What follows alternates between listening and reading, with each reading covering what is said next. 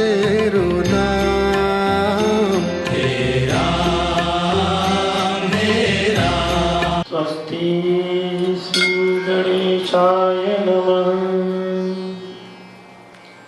सद्गुरुदेवेभ्यो नमः। परमगुरुदेवेभ्यो नमः। अस्मद्गुरुदेवेभ्यो नमः।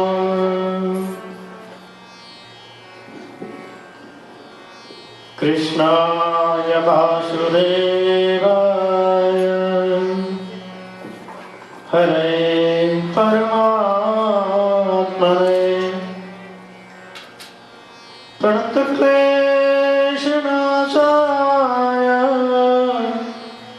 गोविन्दाय नमो नमः। जय जय श्री राधारमण, जय जय नवल किशोर, जय गोपी चित चोर प्रभु, जय जय माखन चोर, जय जय माखन चोर। बोलिए बांके बिहारी लाल की जय। परमात्मा की दिव्य अनुकंपा, विशेष कृपा, जो आप लोग कथा में आप बैठे हैं और बिना उनकी कृपा से ये समय सुलभ नहीं होता। हमारे बड़े भाई आचार्य जी ने आप लोगों को श्रवण कथा कराई और वो तो 20-22 साल से आपको श्रवण कराते चले आ रहे हैं और उनका सानिध्य आपको बहुत अच्छा प्राप्त हुआ है, बहुत आपको ज्ञान दिया है और उसको आपने ग्रहण भी किया ज्ञान को भी। लेकिन कई कई चीजें उससे ऐसी होती हैं कि ये जीव है, ये संसार है। कहते हैं कि संसार में सब व्यर्थ है, कुछ भी नहीं है, सबको छोड़ के जाना है। लेकिन मानते कितने लोग बताओ? ज्ञान तो स्थिर रहे वो कोई चीज अपने हृदय में तो कल्याणकारी होती है। हम कथा सुनते हैं, जब तक कथा हमें स्पर्श कर रही है तब तक हम बहुत बड़े बैरागी हो जाते हैं। आगे से बेईमानी नहीं करेंगे, आगे से झूठ नहीं बोलेंगे, आगे से किसी को गाली नहीं देंगे, चोरी नहीं करेंगे, किसी के बारे में बुरा नहीं सोचेंगे। कब तक है ये? जब तक हम कथा नहीं सुन रहे। जब तक कथा सुनेंगे तब तक पूरा वैराग्य हमारे दिमाग में, मन में घूमता रहेगा। कहते हैं राधा कृष्ण तस्मात् ज्योति रवे उदय राधा माधव रूपगम। राधा कृष्ण एक ही हैं, दो ज्योति अलग अलग हो गई, एक ही ज्योति है, दो रूपों में परिणत हो गई है, तो एक ही राधा वल्लभ राधा कृष्ण। तो ये संसार कहते हैं मोह निशा सब सोवन हारा, देखिए स्वप्न अनेक प्रकार। हम इस संसार में निवास करते हैं। ये पृथ्वी लोक है और इस पृथ्वी लोक को ये मृत्यु लोक कहते हैं। मृत्यु लोक क्यों कहते हैं? मृत्यु जातस्य ध्रुव, अनिवार्य सत्य, अटल सत्य है, इसे टाला नहीं जा सकता। जिसने जन्म लिया उसकी मृत्यु अनिवार्य सत्य है, अटल सत्य है। कब है वो हमें पता नहीं, वो हमारे मस्तिष्क पर लिखा है, लेकिन हम जान नहीं पाते। हम मोह रूपी रात्रि में सो जाते हैं। मोह निशा सब शोभनिहारा, मोह निशा सब शोभनहारा, देखिए स्वप्न अनेक प्रकारा, मोह रूपी रात्रि में जब हम सो जाते हैं तो अनेक प्रकार के स्वप्न होते हैं, हमारी आत्मा की परतें खुलती हैं। अब आपने सोचा आत्मा की परतें कैसे खुलती हैं? आत्मा से परमात्मा, परमात्मा से परमगति। वेद में कहा है अत्यतिष्ठ दशांगुलम, 10 अंगुल मात्र हमारा जो हृदय है ना, उसी को हम आत्मा कहते हैं, तो परमात्मा कहते हैं। और जब हम दुखी होते हैं, जब दुखी होते हैं तो हमारे हृदय में वेदना होती है। ये वेदना क्या चीज है? वेदना और वेद बहुत मूल्यवान शब्द है। देखिए अक्षर, शब्द और वाक्य, आ से ज्ञातक और जो अल्फाबेट है वो अक्षर होते हैं, और 2 शब्द अक्षर जब मिलते हैं तो शब्द बनता है, और जब कई शब्द मिलते हैं तो वाक्य बनता है। तो वेद 2 अक्षरों से बना है, वेदना भी 3 अक्षरों से बना, ये शब्द है। वेद और वेदना बहुत मूल्यवान शब्द है, और ये एक ही धातु से इसकी उत्पत्ति हुई है। वेदना, वेदना, वेद माने ज्ञान। ब्रह की वेदना, जब ब्रह होगी परमात्मा के प्रति तो हमें ज्ञान होगा, परमात्मा के प्रति प्राकट्य होगा।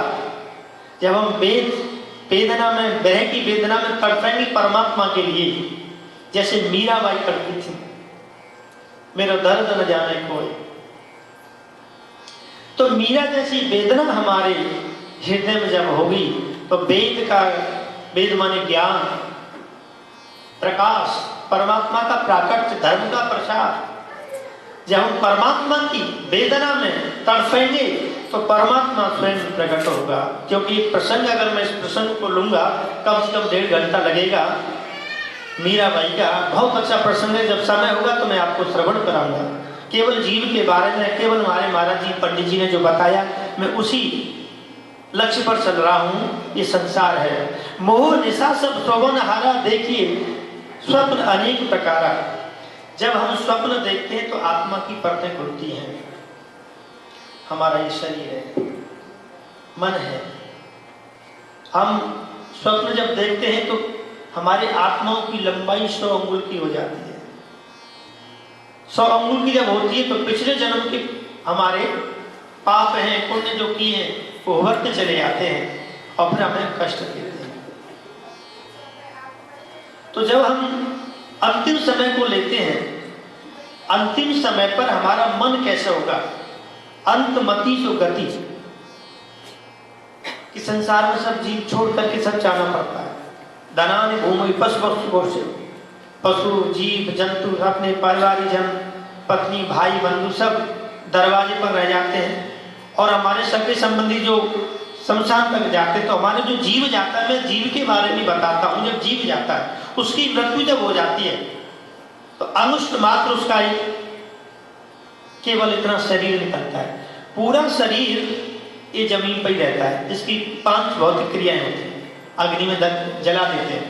तो जब 5 पिंड रखते हैं इसमें, और जब पिंड रखते हैं जीव को, अपने इंडिया में होता है, यहाँ पे भी होता होगा, जब पिंड जब रखते हैं तो पिंड दरवाजे पर छोड़ते हैं, एक विश्राम घाट पर छोड़ते हैं, और शमशान में 3 पिंड होते हैं, ये मुख्य होते हैं।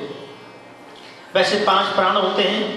5 प्राणों के बारे में आप लोगों को पता है, अपान, व्यान, अपान, और ये ऐसे हैं। लेकिन प्राण 10 होते हैं, कर्कल, कूर्म, धनंजय, ये 10 प्राण होते हैं। लेकिन जब पिंड देते हैं तो पिंड जब देते हैं और जीव चला जाता है, जैसा कर्म करता है उस कर्म के अनुसार वो ऊपर हो जाता है। अच्छा कर्म करेगा तो अच्छा फल मिलेगा, और बुरे कर्म करेगा तो ऊपर बुरा फल मिलेगा। तो ध्यान देना जी, हम सोचे कैसे, समझे कैसे कि ये प्राणी कोई अगर मर जाता है तो वो स्वर्ग को कैसे जाता है या नरक को कैसे जाता है। ये आपको बहुत अच्छी प्रक्रिया बता देता हूं। एक संत भजन करते, संत के सामने एक वैश्या का घर था, और वैश्या का घर और वैश्या के पास में एक लड़का रहता था, एक मुर्दा। जाना था निकल के, लोग लेके जा रहे थे राम नाम सत्य है, सत्य बोलो मुक्ति है, सत्य परमात्मा का रूप है। अब जैसे ही वैश्या के घर के सामने से जो भी प्राणी जाता, मुर्दा जाता, उस बालक को भेजती, बेटा जाओ जल्दी देख करके आओ, ये स्वर्ग को गया कि नर्क को गया। वैश्या के दरवाजे से होकर के मुर्दा जा रहा था, वैश्या ने बालक को आवाज लगाई, बेटा जाओ देख करके आओ, ये स्वर्ग को गया कि नर्क को गया। सामने संत खड़े थे, संत की बुद्धि चकरा गई। संत सोचने लगे, बाप रे पूरी सफेदी आ गई, 60 साल का हो गया मैं, भजन करते करते आज तक मैंने किसी वेद में ये न देखा, किसी शास्त्र में नहीं देखा, पुराणों में नहीं देखा, किसी सत्संग में नहीं देखा, ये जो प्राणी मर के जा रहा है वो स्वर्ग को पहुंचेगा कि नर्क को, और एक वैश्या ये कैसे पता लगाती है। अब संत सोचने लगे, संत ने सोचा कि वैश्या के पास कौन सा गुण है, और बालक को भी भेज दिया और बालक भी चला गया। पीछे पीछे लोग सत्संग करते चले जाते हैं, चला गया बेचारा। अरे कल तो टीवी देखी थी शाम को, उस सुबह तो चले गए हैं। भाई जी कैसे चले गए? अरे पता नहीं, खाना खाया था, दूध पिया था, चाय पिलाई थी, और रात में पता नहीं कब चले गए, सुबह उठे तो बस राम नाम सत्य मिला। तो पीछे पीछे लोग सत्संग करते चले जाते हैं। तो वो बालक का होता है, जो वैश्या का बालक, साथ में जो लड़का रहता था, वो पीछे पीछे जाता सबके साथ, और पीछे पीछे जाकर के सब चीज सुनता, जीव के बारे में कौन क्या बोल रहा है। इधर में संत की चिंता बलवती हुई, संत के मन में सोचा कि क्या करूं। गुण है वैश्या के अंदर, कोई जीव मर जाता है तो इसे पता है ये स्वर्ग को गया कि नरक को गया, लेकिन मैं नहीं जानता, इससे पूछूं कैसे। अगर मैं वैश्या के घर में घुस गया तो संसार के लोग मुझे बहुत बुरा कहेंगे, तो मेरी संतता खत्म हो जाएगी, अब क्या करूं। लेकिन कहते हैं कमल कीचड़ में खुलता है, जब कमल को हमको तोड़ना पड़ेगा तो हमारे पैर पहले ही कीचड़ में जाएंगे। फूल पर तो जब जाएंगे जब सबसे पहले हमारा पैर कीचड़ में जाएगा। संत ने संसार की परवाह नहीं की। अगर हम संसार की परवाह करेंगे तो हम कुछ भी नहीं कर पाएंगे। मीरा जी ने संसार की परवाह नहीं की, परिवार की परवाह नहीं की, राणा जी की परवाह नहीं की, भोजराज को भी त्याग दिया और साक्षात परमात्मा के दर्शन अपने पति को भी करा दिए। आगे बहुत बड़ा प्रसंग है, कभी 1.5 घंटा 1 घंटा वो तो सुना हुआ, बहुत आनंद आएगा। तो जैसे ही संत ने सोचा संसार की तरफ न देखूं, मैं केवल गुण देखूं, गुणग्राही। भंवरा होता है, फूल से रस लेता है। संत ने सोचा जाओ चलो मैं पूछ करके आता हूं, देखता हूं इस वैश्या के पास कौन सा गुण है, उस गुण से पता कर लेती है, वो गुण को पूछ करके आता हूं। ज्ञान लेना चाहिए, अब गुण नहीं देखना चाहिए। अब जैसे वो वैश्या के घर गए, अब तो वैश्या बड़ी खुशी हुई, जिनके घर पावन भये संत पधारे। मेरे घर पर संत आए, बड़ी खुशी हुई, प्रफुल्लित हुई, आनंद की हृदय में उमड़ने लगी। सत्कार किया, महाराज कैसे आगमन हुआ? कहा देवी क्या बताऊं, मेरे मन में बड़ी चिंता लगी। क्या हुआ? मेरी 60 वर्ष की उम्र हो गई, दाढ़ी सफेद हो गई, बाल सफेद हो गए, लेकिन वो गुण मेरे पास नहीं जो आपके पास है। क्या महाराज कौन सा गुण है? अभी आपके दरवाजे से एक मुर्दा गया था, आपने एक बालक को आवाज लगाई और कहा कि देख करके आओ ये स्वर्ग को गया कि नरक को गया, वो गुण मुझे बता दो। वैसे बोली महाराज बस थोड़ी देर की बात है, अभी वो बालक आता होगा फिर मैं आपको बता दूंगी। कुछ और चर्चाएं की। जब चर्चा चल रही थी उसी बीच में वो बालक आ गया और कहा वो तो सीधा स्वर्ग को गया। और तो महाराज जी और परेशान। देवी बताओ तो सही, ऐसी कौन सी विद्या है, ऐसा कौन सा मंत्र है जिससे पता कर लेते हैं? तो कहा स्वामी महाराज एक छोटी सी चीज है। क्या? जब कोई भी मुर्दा मेरे दरवाजे से निकल के जाता है तो मैं इस बालक को भेजती हूँ, और ये बालक प्रत्येक प्राणी के पीछे पीछे चलता है और जो प्राणी क्या बात कर रहे हैं उसको सुनता है। चला गया बेचारा, बहुत अच्छा था, इसको संसार की जरूरत थी, इसने बहुत विद्यालय बनवाए, बहुत धर्मशालाएं बनवाई, बहुत अच्छा था, इसको भी जाना नहीं चाहिए था। इसको तो भगवान और लंबी उम्र देता तो और संसार में धर्म का प्रचार करके जाता। तो ऐसी प्रशंसा जब होती है तो समझ लो सीधा स्वर्ग को गया। अगर कोई भी प्राणी मर जाता है और मरने के बाद प्रत्येक जन प्रत्येक प्राणी के मुख से निकले ये तो बहुत अच्छा था, ये तो बहुत अच्छा था, ये तो बहुत अच्छा था, इसको अभी जाना नहीं चाहिए था, इसे अभी संसार की जरूरत थी, तो महाराज केवल यही गुण है, मैं इस बालक को भेजती हूँ तो ये पीछे पीछे जाकर के सुनता है और उसकी जब बड़ाई हो तो समझ लो स्वर्ग को गया। और पीछे पीछे अगर बुराई हो, अरे सत्यानाशी चला गया, इसको जाना ही था, इसने तो बहुत अत्याचार किया था, बहुत चोरी की थी, बड़ा उद्दंड था, बड़ा कर्कश था, बड़ा बुरा था, तो समझ लो कहाँ गया वो? अरे बताओ तो सही, कहाँ गया? नरक में गया।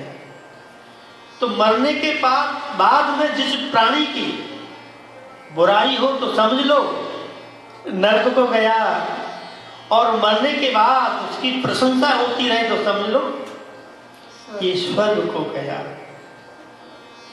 यही एक विशेष गुण है। और मरते समय एक चीज और ध्यान आपको करा दूं कि जब प्राणी अंतमति सो गति, कोई भक्त भगवान का होता है, कुलम पवित्र जननी कृतार्था, कुल पवित्र होता, माँ पवित्र कृतार्थ हो जाती है और साथ साथ पीढ़ियां तर जाती हैं। अंत के समय पर भी जिसका मन परमात्मा की तरफ चला जाता है तो वो भी बंधन मुक्त होता है। कहते हैं जन्म जन्म मुनि यतन कराई, जन्म जन्म मुनि यतन कराई, अंत राम को आवत नहीं।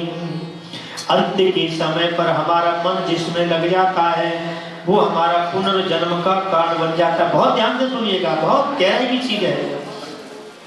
जब हमारी मृत्यु निकट आ रही है और हम पलंग पे पड़े हैं और हमने अगर संसार की याद की तो संसार की चीजें ही हमारे मन में वासना भर जाएंगी, पुनर्जन्म का कारण बन जाएगा।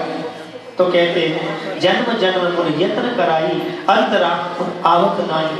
तो ऋषि मुनि अमलात्मा योगी यत्न कराते हैं कि हमारी मुक्ति हो जाए, पुनः हमें इस मृत्यु लोक में आना नहीं पड़े। क्योंकि जब जन्म होता है तो जन्म के समय पे इतनी वेदना होती है, इतनी पीड़ा होती है कि हजारों बिच्छू ने हमको काट लिया।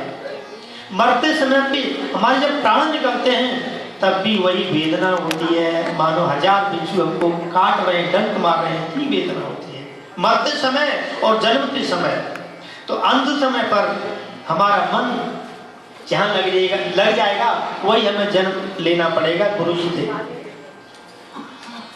गुरुजी के पास शिष्य थे और शिक्षा देते तो शिष्य से कहते भैया जब मैं मरूंगा तो स्वर्ग में नगाड़े बजेंगे। बड़े ध्यान से सुनिएगा, स्वर्ग में नगाड़े बजेंगे।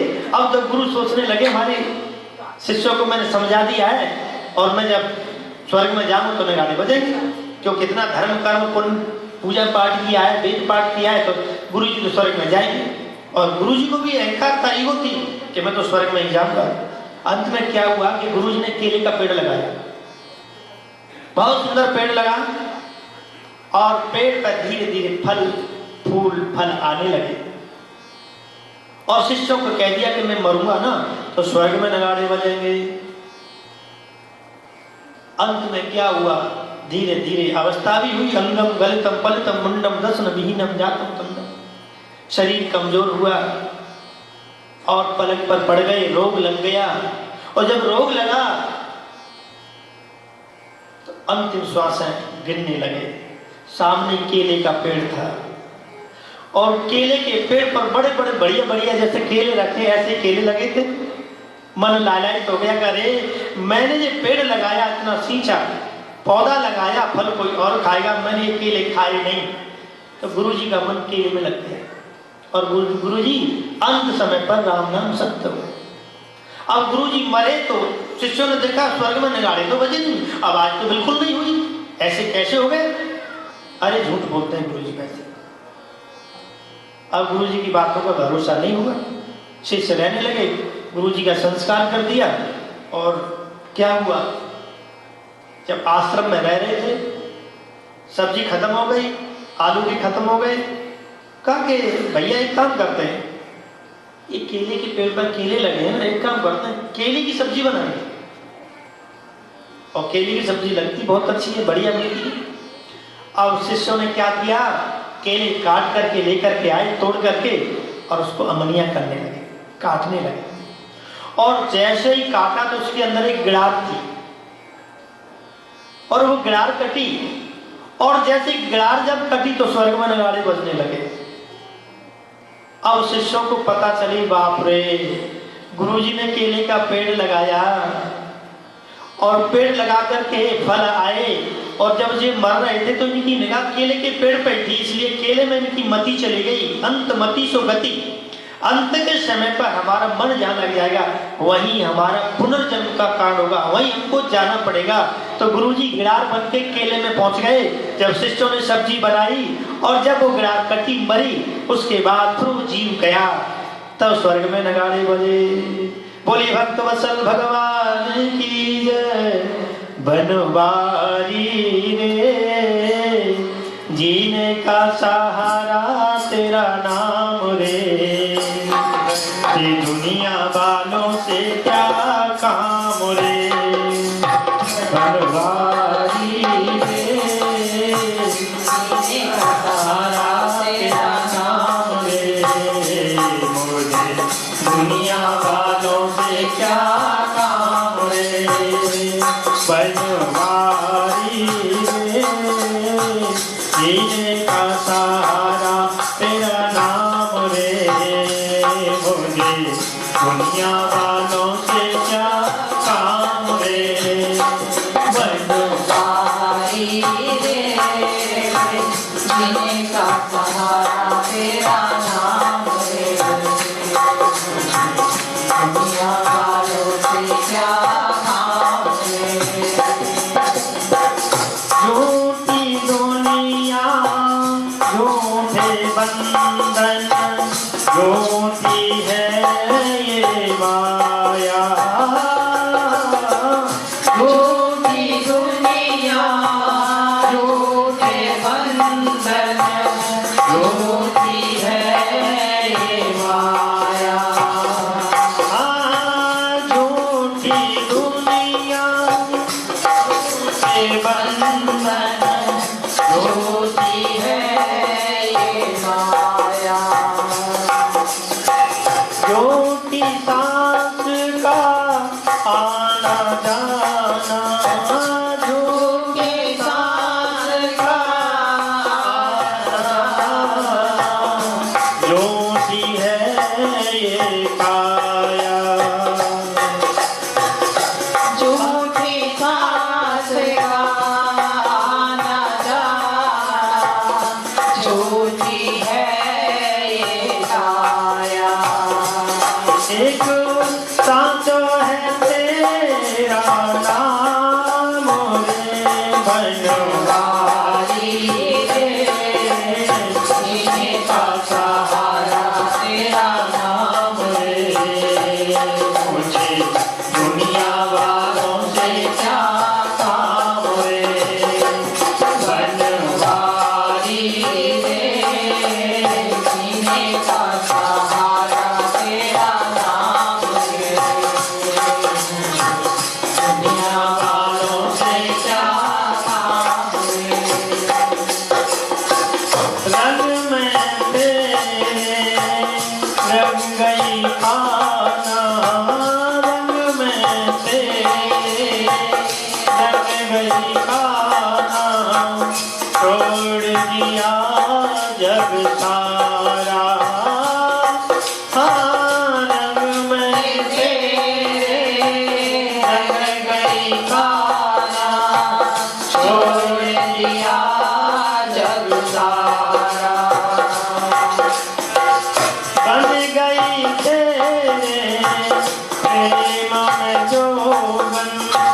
लेकर मन का हारा बढ़ गई तेरे प्रेम में जोगन लेकर मन का एक तारा लेकर मन का एक तारा एक सांचो तेरा नाम रे बनवारी जीने का सहारा तेरा नाम रे मुझे दुनिया वालों से क्या काम बनवारी जीने का सहारा तेरा नाम रे दुनिया वालों से क्या काम मुझे दुनिया वालों से क्या काम है। कहते हैं अंतमति सुगति, अंत के समय पर हमारा मन जहाँ पर लग जाता है, अटक जाता है, तो वहीं हमें दूसरे जन्म में जाकर के भटकना पड़ता है। इसलिए कहते हैं इस भटकाव को दूर करने के लिए हमारे बुजुर्ग हैं, हमारे संत हैं, हमारे अमलात्मा योगी हैं, हमारे वेद और पुराण यही कहते हैं, भैया भगवान का भजन करो, जन्म जन्म मुनि यत्न कराए, अंतराम को आवत नहीं। कंठन गुरगुरायते, अंत के समय पर जब शरीर जीर्ण शीर्ण हो जाता है, कंठ गुरगुराने लगता है, कफ पित्त वाल नाड़ियां हैं जो सब कुछ भगवान का भजन नहीं करने जाते, संधिपात उपज जाता है तो फिर शरीर में कुछ भी नहीं होता, दर्द होता है, फिर भगवान का नाम भूल जाते हैं। तो इसलिए कहते हैं जपा सिद्धि जपा सिद्धि जपा सिद्धि संशय। शुरू से जब हम भगवान का भजन करते करते, कथा सुनते सुनते हमारे रोम रोम में, हमारे रग रग में और नाम जब रम जाता है तो अंत के समय पर हमारा ध्यान वहीं आता है। तो कहने का तात्पर्य यही है कि जब हम कथा में जाते हैं तो कथा को हृदयंगम करें, अंतर मन में बिठाएं। आज कौन सी कथा श्रवण की थी, इस कथा से हमें जीवन में क्या परिवर्तन करना है, क्या हमें बुराई छोड़नी है, हमें क्या चीज अपनानी है। अपनाना तो केवल परमात्मा का नाम ही है, नाम संकीर्तनम। इसका नाम संकीर्तन करने से ही हमारे सारे पापों का नाश होता है। और जन्म कहते हैं जगाओ जन्म विच्छेद पकारो नाम पाप नाशक। जब जब हम करते हैं तो हमारे अनेक जन्मों के पाप निकल जाते हैं और परमात्मा की प्राप्ति होती है और फिर हम सारी मुक्ति होती है, परमात्मा के ही रूप में परिणत हो जाते हैं। इसलिए हरि अनंत हरि कथा अनंता। समय हो चुका है, हम यहीं पर विराम करते हैं। आगे कथा समय मिलेगा, फिर पूरी आगे वीरा जी का और भक्तों का सत्संग करते रहेंगे। कहते हैं भक्त भक्त भव्य भक्त चतुर नाम बबू एक। कहते हैं भक्तों का चिंतन करने से, भक्तों का नाम लेने से हमारा कल्याण होता है। इनके पद बंधन करो नासत विघ्न अनेक। भक्तों का नाम लेने से ही हमारे अनेक प्रकार की विघ्नों का नाश होता है और भक्तों की कथा सुनने से, भक्तों की चर्चा करने से भगवान का दर्शन होता है। बोलिए भक्त वत्सल भगवान की जय।